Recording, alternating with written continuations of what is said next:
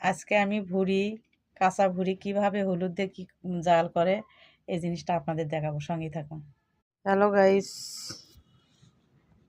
এই যে গরুর ভুড়ি, আপনারা কে কে পছন্দ করেন অবশ্যই কমেন্ট করে জানাবেন। আর আপনারা গরুর ভুড়ি যখন পরিষ্কার করেন কিভাবে জাল করে নেন সেটা জানাবেন। আমরা হলুদ দিয়ে গরুর ভুড়িটা জাল করে নিই, বুঝছেন? তো সঙ্গেই থাকুন, জাল করার পর কীরকম দেখা যায় দেখবেন।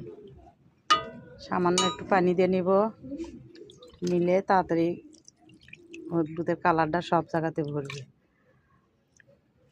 সঙ্গেই থাকুন। এই দেখেন, হাটের ভুড়ি নিয়ে আসলে পর্যন্ত হলুদ দিয়ে জাল দিয়ে নিলে কীরকম আসে, লাল হয়ে যায়, হলুদ কালার না হয়ে লাল হয়। কিসের জন্য? ওরা চুন দিয়ে পরিষ্কার করে, সেই জন্য। আর আমরা বাড়িতে করে নিলে, পুরো ভুড়ি নিলে পর্যন্ত গরম পানি দিয়ে পরিষ্কার করলে এরকম হলুদ দিয়ে সিদ্ধ করে নিলে এরকম কালার আসে না, লাল কালারটা আসে না, আসে হলুদ কালার। কীরকম দেখতে, ওই জন্যে হাটের ভুড়িগুলো কিনা ভালো না। তারপরও কী করবো, খেতে মন চাইলে খাওয়া লাগে, বাধ্যগত কিনে। গোটাল ভুড়ি কিনা তো সম্ভব না সব সময়। এই দেখেন, সিদ্ধ করার পরে ধুয়ে লিয়াচ্ছি। কিসের জন্য? চুনের যন্ত্রণায় একবারে ভুড়িগুলো লাল হয়ে গেছে, হলুদ কালার না হয়ে। ওই জন্যে আবার পানি দিয়ে দস্তুসই ধুয়ে নিয়ে যাচ্ছি। এখন মনে করেন যে কেটে নেব। এই যে আমার গরুর ভুড়ি কাটা হয়ে গেছে, দেখছেন কতটুকু হয়েছে।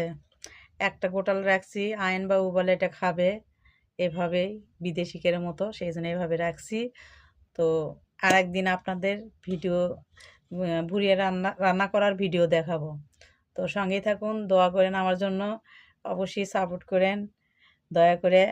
আপনাদেরও আমি দোয়া করি আপনারা ভালো থাকেন, আপনাদেরও অবশ্যই সাপোর্ট করব। তো কেমন হয়েছে অবশ্যই কমেন্ট করে জানাবেন। আসসালামু আলাইকুম, খুদা হাফেজ।